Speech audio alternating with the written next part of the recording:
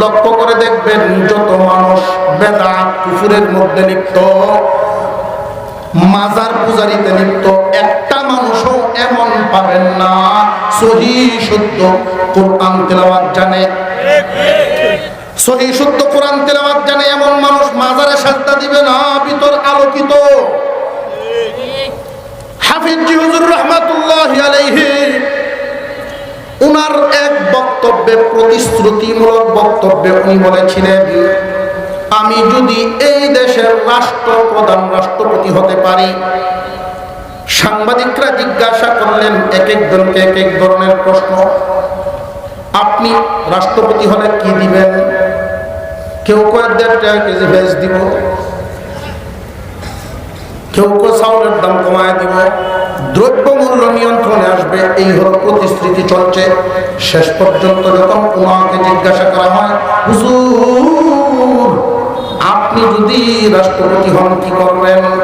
হুজুর বলেছিলেন ৬৮,০০০ গ্রামে প্রথমে ৬৮,০০০ কোরআন শিক্ষার মক্তব বানাবো।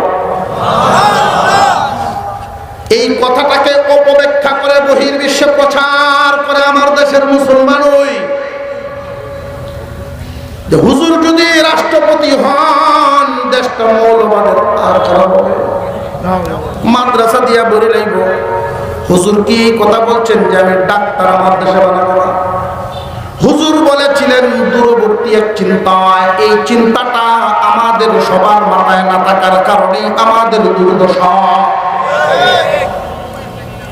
হুজুর চিন্তা করেছিলেন আমার দেশে ৬৮,০০০ গ্রামে যদি ৬৮,০০০ কোরআনের বক্তব্য হয়, আমার মুসলমান সন্তান ছেলে হোক আর মেয়ে হোক কোরআন শিক্ষা ছাড়া থাকবে না।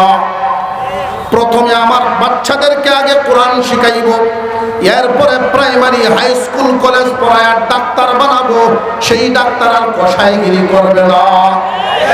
আগে কোরআনুল কারীম ঢুকায় আত্মা শুদ্ধি করবে ওনার প্রাণ। উনি যদি সেইভাবে আলোকিত মানুষ দিয়া উনার চিন্তাধারা অনুযায়ী আমাদের দেশটা করে দিতে পারতেন, তাহলে আজকে আমার দেশের হাজার হাজার কোটি টাকা দেশ থেকে বাহির হইত না। সুনামগঞ্জ জেলা উলামা পরিষদের উদ্যোগে আয়োজিত তাফসীরুল কোরআন মাহফিলের চলতি অধিবেশনের শ্রদ্ধাভাজন সভাপতি সাহেব, উপস্থিত হযরত উলামায়ে কেরাম, সর্বস্তরের সুধী সমাজ, আল্লাহ পাকের শুকরিয়া যিনি অত্যন্ত দয়া করে আমাদেরকে এই মহতি মজলিস, মুবারক মজলিসে শামিল হওয়ার তৌফিক দান করেছেন। সকলেই বলি আলহামদুলিল্লাহ। আমরা মানুষ প্রত্যেকেই চাই আমাদের আগামী প্রজন্ম, আমাদের সন্তান, আমরা ধনী হই আর গরিব হই, আমাদের সন্তানদের আলোকিত জীবন, আলোকিত ভবিষ্যৎ। এমন কোন মানুষ নাই যে মানুষ তার সন্তানের আলোকিত ভবিষ্যৎ চায় না। তবে একটা বুঝের ভুল করার কারণে সন্তানদের আলোকিত ভবিষ্যৎ মা বাবায় করতে পারে না। বুঝের কারণে যে ভুলটা করে সেই ভুল শুধরাইবার মতো সুযোগও আর থাকে না। এই একটা ভুলের কারণে আমাদের সন্তানদের যে ক্ষতিটা আমরা করে থাকি, দুনিয়ার সমস্ত সম্পত্তি এনে দিলেও তাদের এই অভাবটা পূরণ করা সম্ভব হয় না। আমি আপনাদের সামনে তিলাওয়াত করেছি পবিত্র কোরআনুল কারীমের সূরা ইব্রাহিমের প্রথম অংশের প্রথম আয়াতের কিছু অংশ। নবীজির অসংখ্য হাদিস থেকে একখানা হাদিস। এই আয়াতের অংশ আর হাদিসকে সামনে রেখেই আমাদের হযরত আজকের যিনি মধ্যমণি, আমরা যার অপেক্ষায় বসা, উনি এসে পৌঁছে গেছেন। স্টেজে আসতে যতক্ষণ সময় লাগে, এর আগে আমি আমার কথাটা আপনাদের সামনে পেশ করার চেষ্টা করব ইনশাআল্লাহ। আমরা প্রত্যেকেই চাই কি চাই না আমাদের সন্তানের আলোকিত ভবিষ্যৎ? আল্লাহ পাক কাউকে সন্তানাদি একটা দেন, কাউকে একাধিক দেন, কাউকে শুধু ছেলে দেন, কাউকে শুধু মেয়ে দেন। ছেলে হোক আর মেয়ে হোক, একটা হোক আর একাধিক হোক, প্রত্যেকটা সন্তানের আলোকিত ভবিষ্যৎ গড়ে দেওয়ার মা বাবার দায়িত্ব। বর্তমান সময়ে আমরা যা দেখতে পাই, পোল্ট্রি ফার্মের মোড়ক অল্প সময়ে কেমনে বড় করা যায়, ফিশারির মাছ অল্প সময়ে কেমনে লাভবান হওয়া যায়, আমরা যেই পরিমাণ মেহনত এটার পিছনে করি, আমাদের সন্তানদেরকে আলোকিত করার জন্য এই পরিমাণ মেহনত করি না। জেনে রাখবেন, এই পৃথিবীর জমিনে যা কিছু আমরা দেখি, প্রত্যেকটা বস্তুকে যদি মূল্যবান বানাতে হয়, এর পিছনে মেহনত করতে হয়। কোন একটা জমিনে যদি ফসল ফলাতে চান, মেহনত লাগবে। আর ঘাস যদি ফলাইতে চান, মেহনত লাগবে না, হালতের উপরে ছেড়ে দিলেই হয়। একটা গাছের একটা টুকটুম, এই গাছটাকে যদি আপনি আরো দামি বানাতে চান, দামি ফার্নিচার, মেহনত লাগবে। যদি নষ্ট করার কোনো ইচ্ছা করেন যে আমি নষ্ট করতে চাই, কি করতে হবে? কিচ্ছু করতে হবে না, ছেড়ে দেন, অটোমেটিক নষ্ট হয়ে যাবে। আপনার সন্তানকে যদি আপনি আলোকিত জীবন, আলোকিত সন্তান বানাতে চান, মেহনত করা লাগবে। এই মেহনতটা বুঝে শুনে আমার করতে হবে। প্রথমেই একটা কথা স্মরণ রাখতে হবে, আমরা মুসলমান, আমার সন্তানও মুসলমান। আমার উপরে যেইভাবে 5 ওয়াক্ত নামাজ ফরজ, আমার সন্তানের উপরও না কোনো সন্দেহ আছে? মার ওযু দিয়া মেয়ের নামাজ চলে না, বাবার সূরা দিয়া ছেলের কেরাত চলে না। এই জন্য আমি আপনাদের সামনে নবীজির একখানা হাদিস তিলাওয়াত করেছি। আল্লাহর রাসূল বলেন, আমার উম্মতের সমস্ত নরনারীর উপরে ইলম হাসিল করা ফরজ। আলোচনা যেন লম্বা না হয়, এই জন্য সংক্ষিপ্ত করার চেষ্টা করছি। আলেম হওয়া, হাফেজ হওয়া সবার উপর ফরজ না। ছোট্ট একটা দল যদি হাফেজ আলেম হয়ে যায়, সবার পক্ষ থেকে দায়িত্ব আদায় হয়ে যায়। সমস্ত সেক্টরে মুসলমানের সন্তান প্রয়োজন। একটা রাষ্ট্রে, একটা দেশে গুরুত্বপূর্ণ পদে মুসলমানের সন্তান ইসলামের গুরুত্ব বুঝে যদি আদিষ্ট থাকতে পারে, ইচ্ছা করলেই বিদেশি কোনো এজেন্ডা, ইহুদি খ্রিস্টানদের চাহিদা আমাদের দেশে প্রয়োগ করতে পারবে না। আর আমাদের মানুষ ধর্মীয় গুরুত্ব বুঝনেওয়ালা মুসলমানের সন্তান যদি জায়গায় বসা না থাকে, তাহলে দেখছেন তো হালত শিক্ষা ব্যবস্থার কি হয়েছিল। মেরুদণ্ড ভেঙ্গে কি হালতে পৌঁছিয়ে দিয়েছিল আমাদের মুসলমানদের অবস্থা। মুসলমানদের সন্তান সব সেক্টরে প্রয়োজন। এই জন্য সবার উপরে হাফেজ হওয়া, আলেম হওয়া ফরজ না। কিন্তু আল্লাহর রাসূল যে বললেন, তালাবুল ইলমি ফরিদাতুন আলা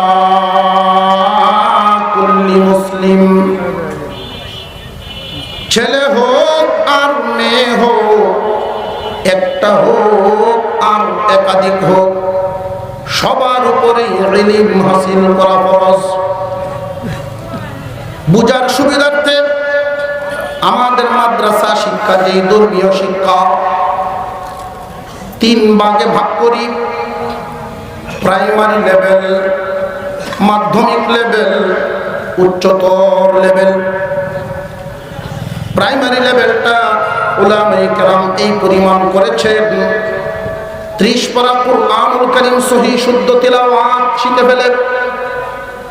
প্রাইমারি লেভেলটা যদি একটা সন্তান ছেলে মেয়ে পড়ে, তাহলে ওযু কেমনে করা লাগে, কোন কারণে ওযু ভাঙ্গে, নামাজ কেমনে আদায় করতে হয়, বাবা ইন্তেকাল করেছেন জানাজা কেমনে পড়তে হবে, লাশটা কেমনে ধুইতে হবে, দাফন কেমনে করতে হবে, একজন মুসলমানের যা যা প্রয়োজন, এই শিক্ষাটুকু প্রাইমারি লেভেলেই আদায় হয়ে যায়। মাধ্যমিক লেভেল হলে দাওরায়ে হাদিস পর্যন্ত সমস্ত কিতাবগুলো নিজে পড়তে পারে, তালিবে ইলমদেরকে পড়াইতেও পারে। উচ্চতর লেভেল গবেষণা করতে করতে এমন এক পর্যায়ে বলা হয়, সমসাময়িক যে কোনো সমস্যার সমাধান মুসলিম জাতির সামনে কোরআন হাদিস গবেষণা করে সমাধান বের করতে পারে এমন যোগ্য মুফতিগণ। প্রাইমারি লেভেল, মাধ্যমিক লেভেল, উচ্চতর লেভেল, মাধ্যমিক এবং উচ্চতর সবার উপর ফরজ না, কিন্তু প্রাইমারি লেভেল পর্যন্ত, অন্তত নুরানি লেভেল পর্যন্ত শিক্ষা দেওয়া ছেলে হোক আর মেয়ে হোক সবার উপরে ফরজ। তাম পৃথিবী বেঈমানদের যত চক্রান্ত, যত লাইনে ইসলামের ক্ষতির চিন্তা হয়, কুরআনুল কারীম যখন থেকে নাজিল হয়েছে, একদল মানুষ কুরআনুল কারীমের পক্ষে দাঁড়িয়েছে, আর একদল বিপক্ষে ছিল না, ছিল না? বিপক্ষের দলটা ওই সময় শেষ হয়ে গেছে, এটা ভাববেন না। কুরআনুল কারীম নাজিল হওয়া থেকে নিয়ে একদল পক্ষে আর একদল বিপক্ষে। কুরআনের বিপক্ষে যত শত্রু বেঈমান যারা, বিধর্মীরা যত চক্রান্তের জাল বুনেছে, শাখা প্রশাখা বহু ধরনের আছে, তবে মূল টার্গেট একটা, মূল টার্গেট একটা। এই একটা টার্গেট হলো মুসলিম জাতিকে কুরআন থেকে দূরে রাখা। মুসলিম জাতি যদি কোরআন থেকে দূরে রাখে, আলোকিত জীবন পাবে না। পৃথিবীর যত ডিগ্রি হাসিল করুক না কেন, মুসলমান সফল জীবন পাবে না, আলোকিত জিন্দেগি পাবে না। আমি লক্ষ্য করে দেখেছি, আমার গবেষণাটা আপনাদের সামনে পেশ করি, মিলে কিনা দেখেন। বেশিরভাগ মানুষ নামাজ পড়ে না, না জানার কারণে। কারণ যে যেটা জানে, জানায় তারে টানে, ঠিক? নতুন জামাই শ্বশুর বাড়ি গেছে, ফিরা যাত্রা, নতুন ইত্তর হইল, রুমালটা শুধু মুক্ত নামছে, আর তো সব ঠিক আছে। গভীর রাত্রে ঘুম থেকে উঠিয়া তো অস্থির ভাব, বিবি সব জিজ্ঞাসা করেন কি ব্যাপার, এমন হালত কেন? ওই যে একটা বাঁশির সুর শোনা যায়, বাঁশের বাঁশি বাজে, এটা কোনা নয়, গায়ে এটা আপনি কি করেন? নদীর হয়ে পারে, আমার যাইতে হইব, কারণ নতুন জামাই যাইতে হইব। নদী হারাবেন কেন? সাঁতরা যাইব, এটা ধু না দিলে আমার মনে করতো না। এই এলাকার তো বহু মানুষ আছে, তো সবার তো আর এইটা না। আপনার সন্তান যদি জানে, একবার পড়ে না আরেকবার পড়ে, একবার পড়ে না আরেকবার পড়ে, যখন পড়বে সহি শুদ্ধ করে পড়বে। আর যদি জানেই না, সারা জীবনেও টানলেও মসজিদে আসে না। তবে শেষ পর্যন্ত মুসলমানের শেষ ঠিকানা জায়নামাজ। শেষ ঠিকানা জায়নামাজ, তাও আবার কখন? কোন জায়গার দাম নাই যখন। চাকরি থেকে রিটায়ার্ড, ব্যবসা কাস্টমারের 500 টাকা দিলে 700 ঘুরে দেয়, গৃহস্থী চলে না। এখন চেয়ার গপ করে আর না, দেখছি দুনিয়াতে রেখিস্তা না,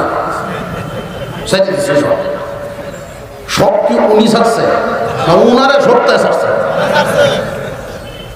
এমনকি গরম শান্তি নাই, বুড়িটা ছিল না ওই শয়তান মসজিদও যেতে পারে। এখন কি করতো? শেষ পর্যন্ত যায় মসজিদ। মসজিদে যে গেল নামাজ সম্পর্কে তার জানা আছে? কেউ যদি এমন ধারণা করে যে এখন গেছে এখন শিখব, অসম্ভব। এখানে যারা আছেন ছোটবেলায় যাদের আব্বা আম্মা এই শিক্ষাটা দেন নাই, আলোকিত জীবন পান, এই পরিবেশ পান নাই, বড় হওয়ার পরে বুড়া হওয়ার পরে কয়জন সহি শুদ্ধ তিলাওয়াত শিখছেন? নামাজ কবুল হওয়ার জন্য সহি শুদ্ধ তিলাওয়াত শর্ত। নামাজ ভঙ্গের যত কারণ, গলত পড়া, অশুদ্ধ পড়া একটা কারণ, এবং প্রথম কারণটা এটা। আপনারা হয়তো অনেকেই না বোঝার কারণে ধারণা করতে পারেন যে হুজুর একটু বেখাতারা করে ফিরে নিলাম, আল্লাহ তো বুঝবেন। হ্যাঁ, আল্লাহ বুঝবেন। তো আপনি যে শব্দটা উচ্চারণ করেছেন নিজের বিবেকে ফেলায়া বিচার করে বলবেন অর্থ কতটুকু পরিবর্তন হয়। সর্বপ্রথম একটা শব্দ আমরা উচ্চারণ করি আল্লাহু আকবারের পরে, যারা সানা জানে পড়ল, আর নইলে সূরা কোনটা? ফাতিহা। আলহামদু আছে না? সব মানুষে আলহামদু উচ্চারণ করতে পারে না। হামদুর জায়গায় হামদু ধরে আলহামদু। হামদু আর হামদুর বেশ কোনটা হলো এই, সঠিক উচ্চারণ যদি করতে পারে অর্থ দ্বারায় সমস্ত প্রশংসা আল্লাহর জন্য। আলহামদুলিল্লাহ, সমস্ত প্রশংসা কার? আর যদি বলে আলহামদুলিল্লাহ, দুনিয়ার সমস্ত সিরাফারা কাপড় আল্লাহর জন্য। এর নামাজ কি থাকতো না নষ্ট হইতো? আমরা বিপক্ষে হতো দিবেন। অর্থ পাল্টিলে অবস্থা কোথায় যায়? কাছা থাকতে না নোয়ালে বাঁশ, পাকলে করে টাস টাস। মনে থাকবো না এই কথাগুলো। নিজেরা যা ভুল করেছেন আগামী প্রজন্মের ক্ষেত্রে যেন এমন আর না হয়। ওলামা পরিষদের মাহফিলে গুরালির কিছু কথা সমাজে চালু করে দিবেন। জিন্দেগি যদি আলোকিত করাইতেই হয় তাহলে প্রাইমারি অন্তত নুরানি পর্যন্ত ছেলে হোক আর মেয়ে হোক, একটা হোক আর 5টা হোক, সবাইকেই পড়াইতে হবে।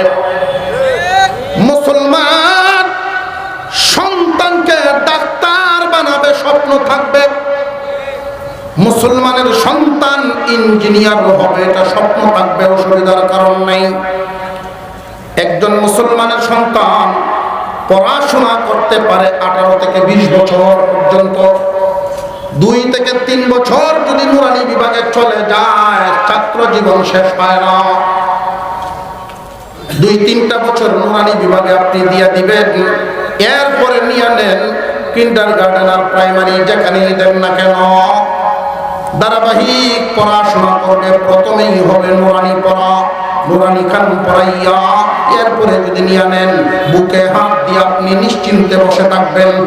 আপনার ছেলে মেয়ে দেশের পড়াশোনা শেষ করে পৃথিবীর যে কোনো জায়গায় থাকুক না কেন, কোরআনের নূর তার ভিতরে ঢুকিয়ে দেওয়ার কারণে সে কোনোদিন আর নাস্তিক হবে না। মুসলমানের সন্তান কোরআন থেকে দূরে থাকার কারণে কি হয়? قال النبي صلى الله عليه وسلم إن الذي ليس في جوفه شيء من القرآن কাল বাইতিল গরিব।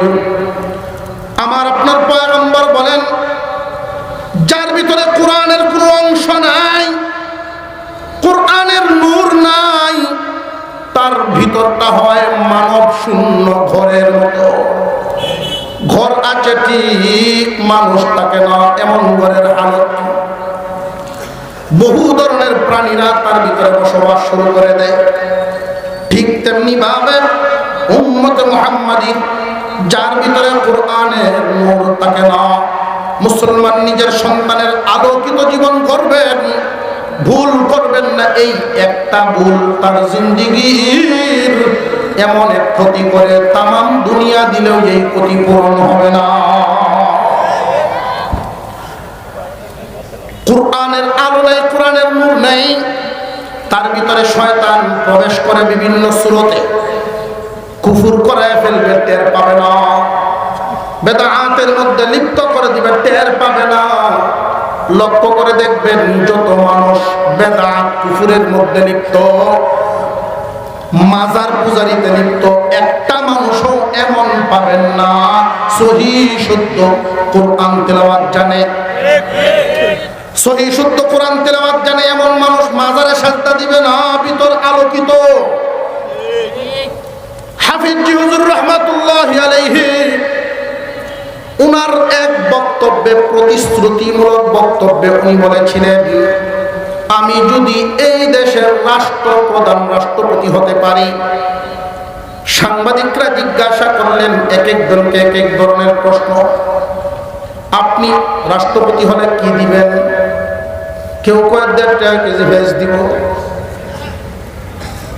কেউ কয় চাউলের দাম কমায় দিব, দ্রব্য মূল্য নিয়ন্ত্রণে আসবে। এই হলো প্রতিশ্রুতি চলছে। শেষ পর্যন্ত যখন ওনাকে জিজ্ঞাসা করা হয়, হুজুর আপনি যদি রাষ্ট্রপতি হন কি করবেন? হুজুর বলেছিলেন, 68,000 গ্রামে প্রথমে 68,000 কোরআন শিক্ষার মক্তব বানাবো। এই কথাটাকে অপব্যাখ্যা করে বহির্বিশ্বে প্রচার করে আমার দেশের মুসলমান ওই যে হুজুর যদি রাষ্ট্রপতি হন, দেশটা মৌলবাদের আর খারাপ হবে, মাদ্রাসা দিয়া বলে লাইব। হুজুর কি কথা বলছেন যে আমি ডাক্তার আমার দেশে বানাবো না? হুজুর বলেছিলেন দূরবর্তী এক চিন্তা, এই চিন্তাটা আমাদের সবার মাথায় না থাকার কারণে আমাদের দুর্দশা। হুজুর চিন্তা করেছিলেন আমার দেশে 68,000 গ্রামে যদি 68,000 কোরআনের মক্তব হয়, আমার মুসলমান সন্তান ছেলে হোক আর মেয়ে হোক কোরআন শিক্ষা ছাড়া থাকবে না। প্রথমে আমার বাচ্চাদেরকে আগে কোরআন শিখাইব, এরপরে প্রাইমারি হাই স্কুল কলেজ পড়ায় ডাক্তার বানাবো। সেই ডাক্তার আর কসাইগিরি করবে না, আগে কোরআনুল কারীম ঢুকায় আত্মা শুদ্ধি করবে ওনার প্রাণ। উনি যদি সেইভাবে আলোকিত মানুষ দিয়া উনার চিন্তাধারা অনুযায়ী আমাদের দেশটা করে দিতে পারতেন, তাহলে আজকে আমার দেশের হাজার হাজার কোটি টাকা দেশ থেকে বাহির হইত না। আলোকিত জীবন ছাড়া মানুষ সমাজে আলো জ্বালাতে পারবে না। আল্লাহ পাক রব্বুল আলামিন কুরআন নাযিল করে তিনি এই কথাটা বলছেন, আলিফ লাম রা। এর অর্থ আল্লাহই জানেন, আল্লাহই জানেন। কিতাবুন, কুরআনুল কারীমের ব্যাপারে আল্লাহ বলেন কিতাবুন আনজালনাহু ইলাইকা। ও পয়গম্বর, কুরআনুল কারীম আপনার উপরে নাযিল করলাম, লিতুখরিজান নাস মিনাদ যুলুমাতি ইলান নূর। এই কিতাব দিয়ে আপনি অন্ধকার থেকে মানুষকে আলোর দিকে আনবেন। এই কিতাব দিয়ে মানুষকে অন্ধকার থেকে আলোর দিকে আনবেন। লক্ষ্য করে দেখবেন, শুধু যদি এক লাইনে শিক্ষিত হয়, কোরআনের বুঝ তার ভিতরে নাই, যে যত শিক্ষিত হয় এত বড় পাগল মনে হয়। দেখছেন নিয়ম মানুষ কোরআনের বুঝ না থাকলে মানুষ কেউ আছে জানতে জানতে জাননেওয়ালা হয়, আর কেউ কেউ জানতে জানতে জানোয়ার হয়। বেশি জানার পরে যখন এমন পর্যায়ে পৌঁছে, there is no God, there is no God, আল্লাহ বলতে বুঝতে নেই, মানে কিতাব কম লাগে। প্রাইমারি স্কুলও অডিট গেছে, পঞ্চম ক্লাস, পঞ্চম শ্রেণীতে ঢুকে উনি বলতেছেন কোন ক্লাস চলে, অঙ্ক। হ্যাঁ, জায়গা মতো সময় মতো আসছে। তো বলো তো দেখি স্টুডেন্ট, তোমাদের বুদ্ধি পরীক্ষার জন্য আমি দাঁড়াইলাম। আমাকে দেখে আমার তাকত অনুমান করে আমি গাড়ি থেকে নেমে এখানে হাইটে আসছি 5 মিনিটে। বলো তো আমার বয়সটা কত হইব? এখন ছাত্র শিক্ষক সব অফ, 5 মিনিট একটা এসে গাড়ি থেকে ক্লাস। বয়স কত হইব? কোন সূত্র ফলাইব বাবা হইতেছে না। পিছনের ক্লাসও একটা দাঁড়াইছে, স্যার আমি ভালো। শিক্ষকের দিকে ছায়া দেখে এমন এক ছাত্র, সপ্তাহে 3 দিন গাছ হতে হয়। বাবা তুই আস না, এটা বলা আছে, এমন একদিন আইসস না জানে আমার চাকরির কোনটা বাজাস তুই।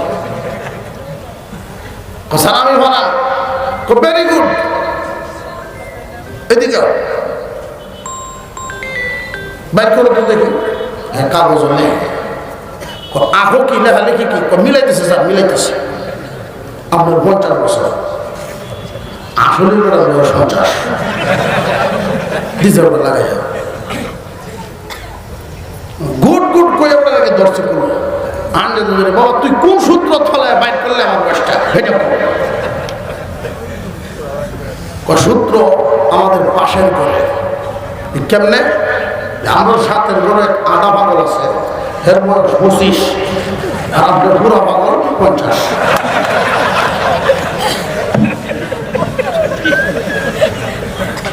মানুষ জানতে জানতেও জানোয়ার হয়। আমার আপনার কথা না, আল্লাহর কোরআনের কথা। উলাইকা কাল আনআম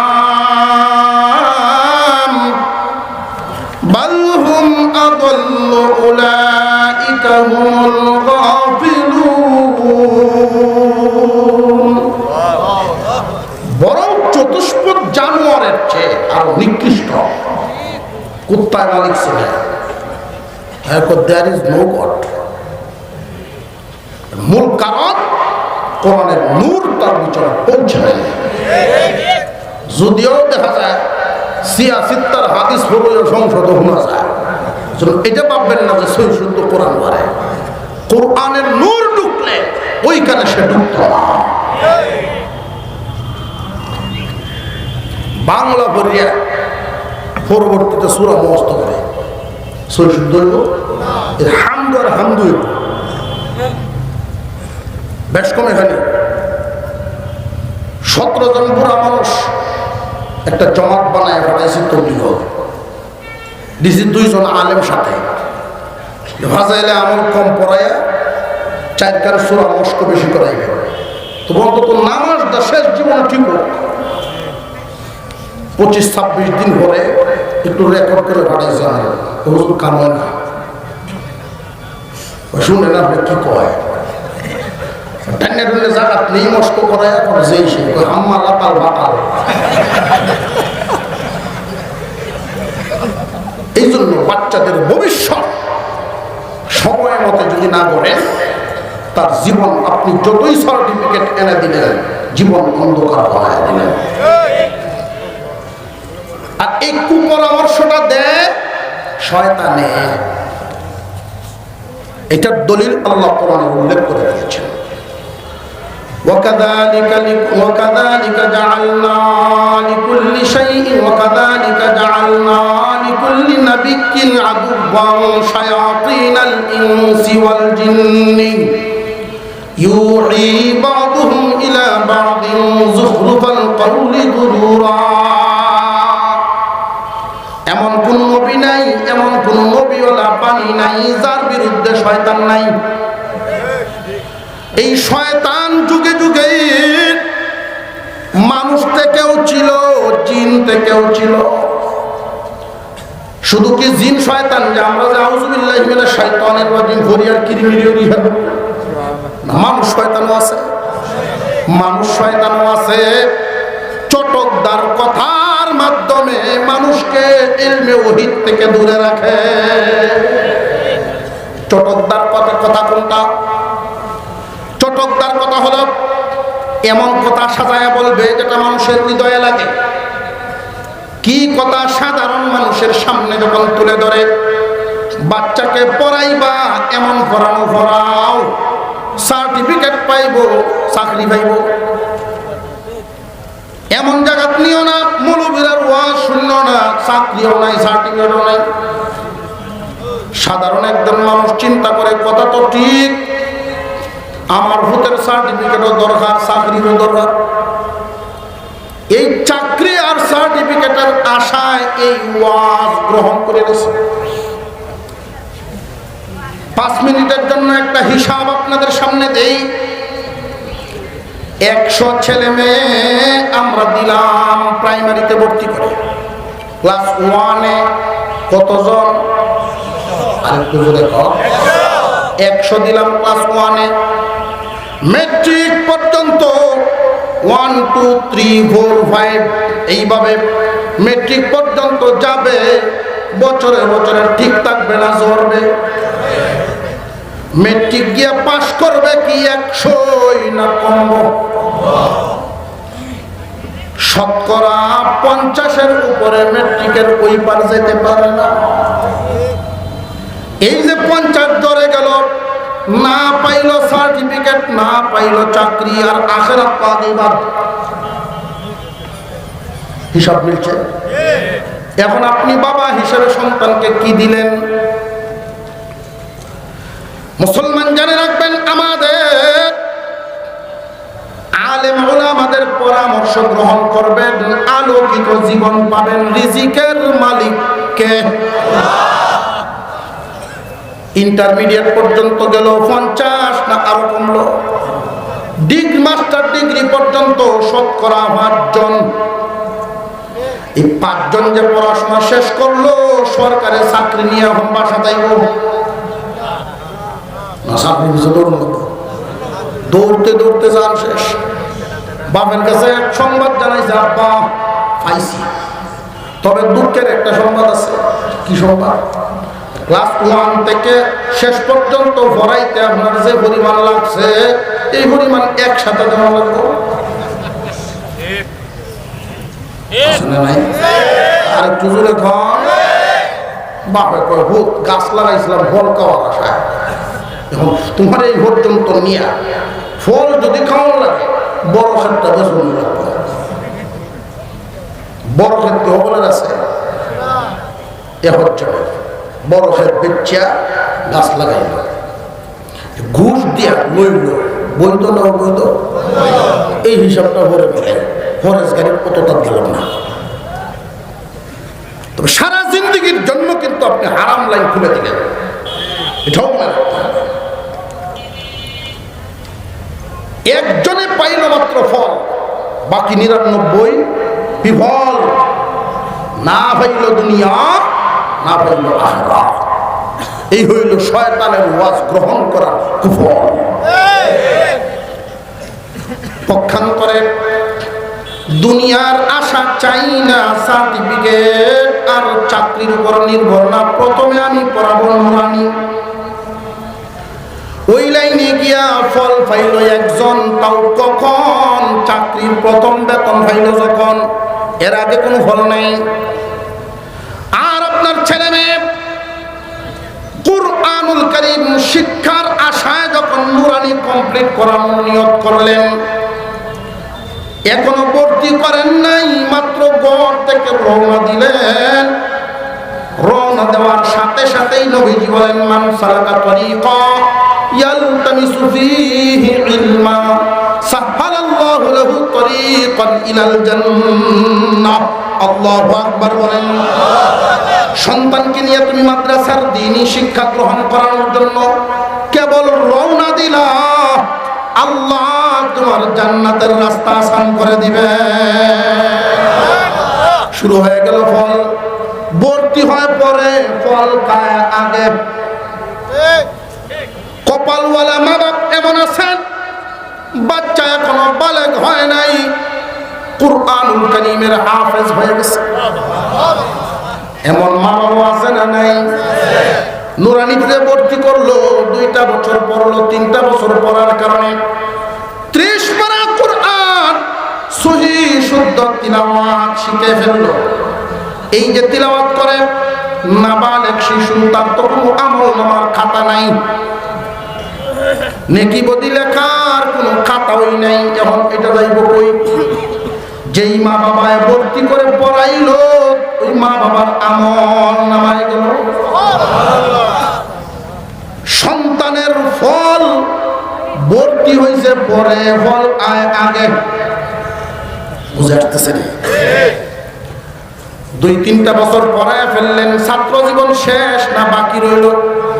বরং লক্ষ্য করে দেখবেন, নুরানি পর্যন্ত পড়াইয়া কুরআনুল কারীম সহিহ শুদ্ধ তালিম শিক্ষা দিয়া যদি স্কুলে নেন, 10টা-15টা ছাত্রর সাথে আপনি প্রতিযোগিতা করে দেখবেন, আপনার বাচ্চা অগ্রগামী থাকবে। কুরআনের নূর মানুষকে আলোকিত করে দেয়। ছোট্ট একটা ঘটনা বলি, আলোচনা শেষ। আমরা যে হিসাব মিলাই, সেই হিসাব মিলাইছে। সন্তান 5 জন, 4 জন। সন্তানগুলো দিছেন কে? আল্লাহ যেহেতু দিছে। স্বামী স্ত্রী একসাথে বইয়া রাত্রে পরামর্শ করে, আল্লাহ যেহেতু সন্তান 4-5 জন দিছে, আল্লাহর একটা দেলাই, আল্লাহর একটা দেলাই। এটা কোন নদীটা? মাদ্রাসা।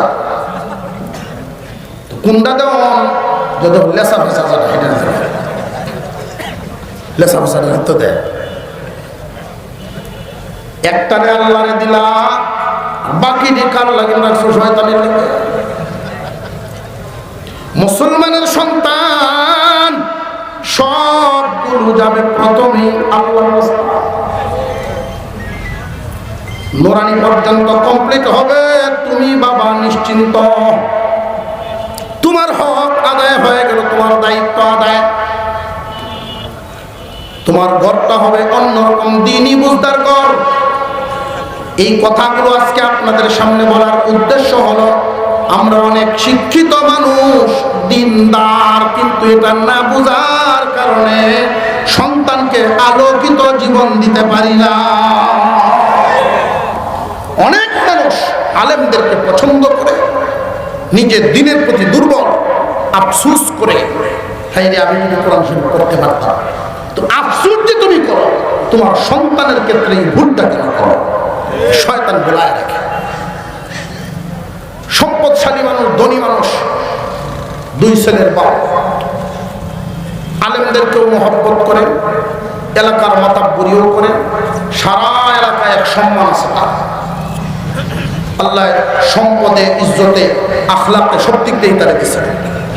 ছেলে 2টা, একটারে ডাক্তার বানাইব, আর একটারে মেসার বানাইব। ডাক্তার কেন? দুনিয়াতে যদি অসুস্থ হই, একটাই আমরা দেখবো। আর মেসার বানাইব হয়ে লোকে যদি আটকি, হেঁটে আল্লাহর কি মেহেরবানি, 2 জন 2 লাইনে 2 জন কমপ্লিট করে ফেলল। দেশ সেরা ডাক্তার হয়ে গেছে একজন, দেশের ডিগ্রি হাসিল করে বিদেশে আরো 4 বছরের কোর্স করে আসছে। আর আরেক ছেলে হাফেজ মাওলানা মুফতি হয়ে খেদমতে আছে। ঈদের সময় 2 জন ছুটিতে আসছে।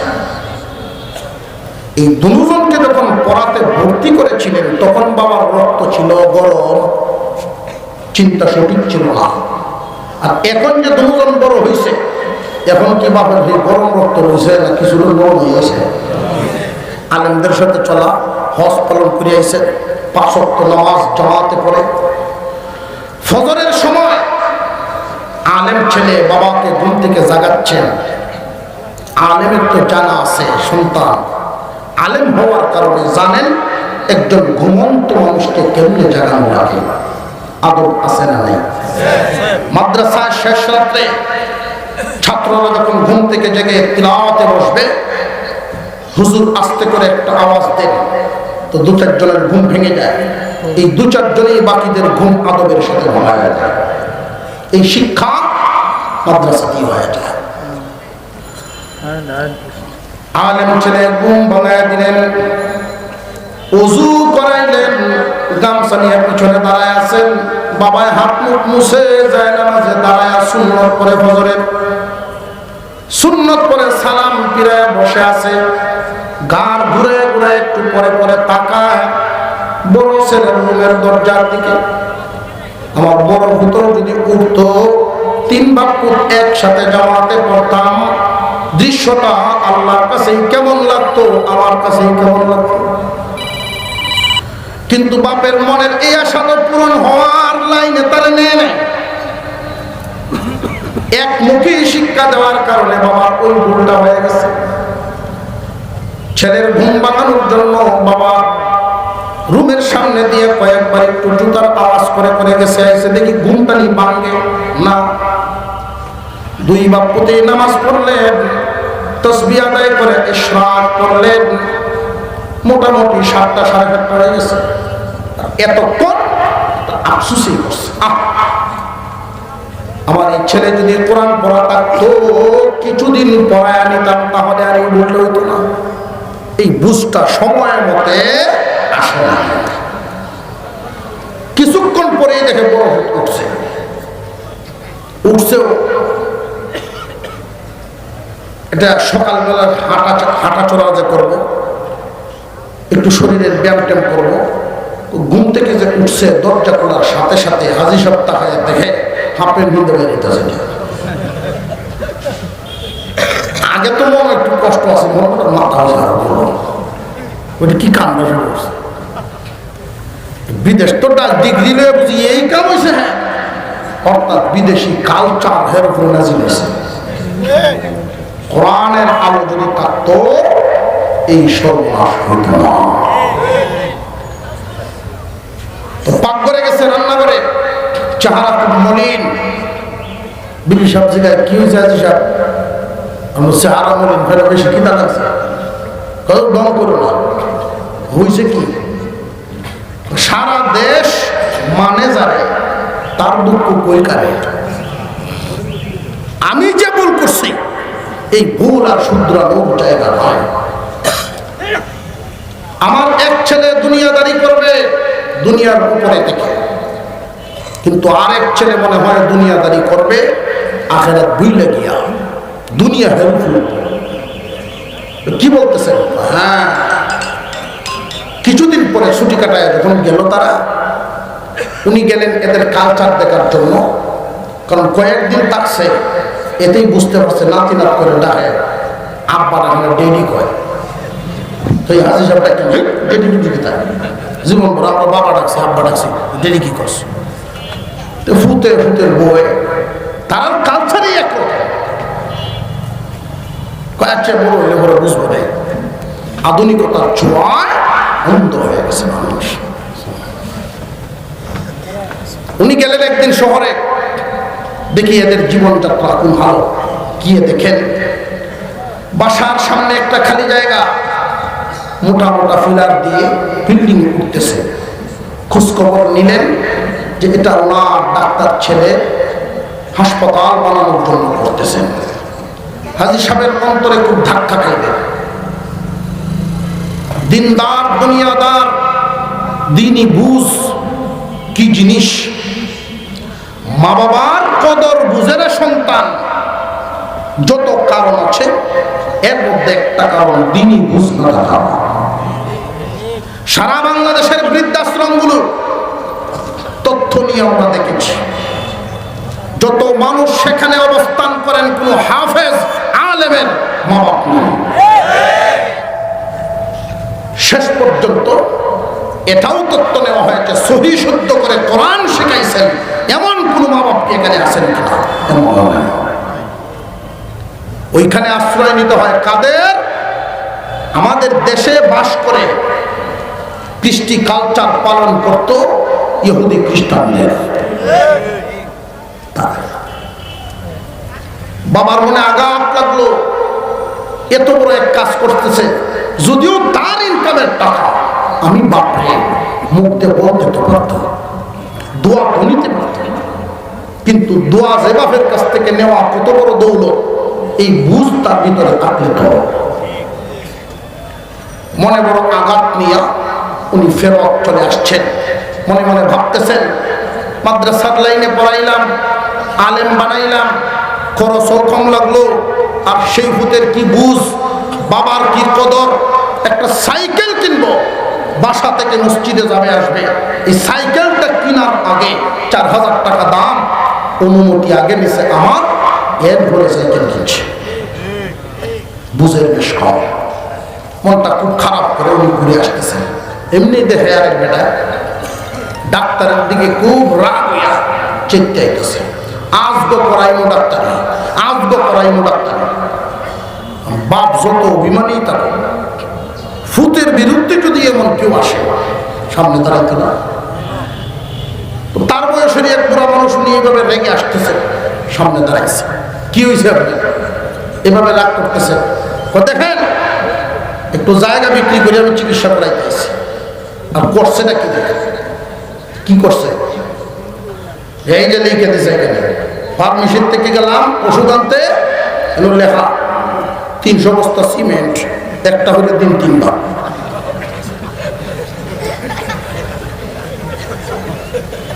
মাথাটা নষ্ট হচ্ছে। তো হাজি সাহেব আনজাতে ধরছে যে ভাই আসল বিষয় হলো ডাক্তারের মাথায় দুনিয়া উঠে গেছে। এই যে দেখতেছেন বিল্ডিং উঠতেছে, ডাক্তারের কেউ দুনিয়াদারি করে দুনিয়ার উপরে দেখে, কেউ দুনিয়াদারি করে দুনিয়ার তলে পড়ে। যারা দুনিয়ার নিচে পড়ে যায় এদের আখিরাত বরবাদ হয়ে যায়। দুনিয়াদারি সবাই করে, কেউ দুনিয়ার উপরে দেখা, কেউ তলে পড়ে। নৌকার উপরে যদি পানি উঠে নৌকার সর্বনাশ, নৌকা পানির উপরে থাকবে, এটা স্বাভাবিক অবস্থা। আপনি যখন ডাক্তারের সামনে ছিলেন, কোন কুস খবর আইসিন, সিমেন্ট টিমেন্ট অর্ডার টর্ডার আইসিন, হ্যাঁ একজন বলছে সিমেন্ট লাগবে, ওইটা লিখে চালু ব্রিটিশ, আর একটা হলে 3 বার, এটা তোর মস্ত। এই দোষ ডাক্তারের না, এটা বুঝায় ভাই সাহেব, এই দোষ ডাক্তারের নেই, দোষটা ডাক্তারের বাপের। সঠিক সময়ে সঠিক শিক্ষা, সঠিক তালিম তাকে দিতে পারে না, তার বাপের দোষ। আপনি যান, মাথা গরম করে লাগবে, ঠিক করে দিব। তবে এই মুহূর্তে যদি আপনি ডাক্তারের বাপরে ভাইতে কি করলেন না, এই বুড়া বড় সুন্দর করতেছে, দূরে থাপ্পড় দিলাম আমাদের। উনি ঘাড় ঘুরাই দিচ্ছে যে দেন, আমি ওর বাপ, এমন কি আমরা বসে থাকবো? আমি ভুল করছি, আমার এই সন্তানকে শুধু ডাক্তার বানায় কোরআন কেন আগে শিখায় বললাম না। আল্লাহর রাসূল বলেছেন, ছেলে হোক আর মেয়ে হোক, একটা হোক আর 5টা 10টা হোক, প্রত্যেকটা ছেলে মেয়ের উপরে ইলমে দ্বীন হাসিল করা ফরজ। কেন? যে কোরআনের আলো ছাড়া যত ডিগ্রি হাসিল করো, আলোকিত জীবন হবে না, আলোকিত জীবন হবে না। আল্লাহ যেন আমাদের সকলকে আমলের তৌফিক দেন, বলুন আমিন। আর জোরে বলেন আমিন। আমরা প্রত্যেকের ছেলে মেয়েকে প্রথমে দিব কোরআন শিক্ষা, এরপরে দেব দুনিয়াবীর অন্যান্য শিক্ষা। ডাক্তার ইঞ্জিনিয়ার বানানো জায়েজ আছে না নাই? বরং সওয়াবও আছে। নিয়ত যদি আপনার ঠিক থাকে, সওয়াবও আছে। মুসলমানদের সব সেক্টরে সন্তান দরকার। আল্লাহ যেন আমাদের সকলকে আমলি জিন্দেগি গড়ার তৌফিক দেন, পরিবারের সদস্যদেরকে, সন্তানদেরকে আলোকিত জীবন গড়ার তৌফিক দেন, বলুন আমিন।